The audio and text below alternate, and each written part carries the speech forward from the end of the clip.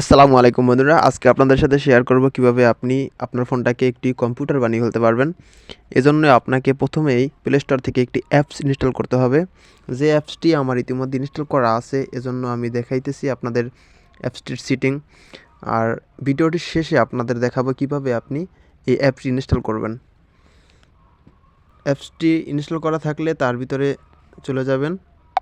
আমি অ্যাপসটির ভিতরে চলে আসলাম। আসার পরে একটু লোডিং নেবে।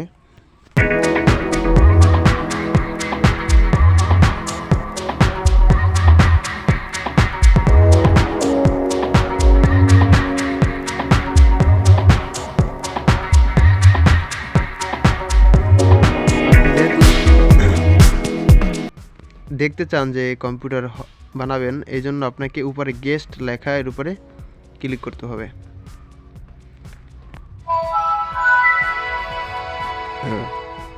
এর উপর ক্লিক করার পর দেখতে পাবেন যে আপনার ফোনটি কম্পিউটারের মতো ডিসপ্লে হয়ে আছে। এরপর আপনি এখান থেকে সব কিছুই করতে পারবেন। আপনি যদি গেমসে যান গেমসে যেতে পারবেন, আপনি যদি কোনো ক্রোমে যেতে চান ক্রোমে যেতে পারবেন, সব কিছু এখান থেকে করতে পারবেন।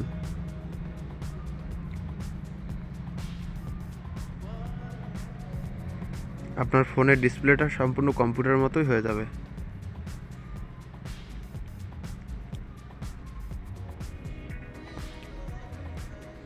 এবার আপনাদের দেখাবো কিভাবে আপনি অ্যাপসটিকে ইনস্টল করবেন।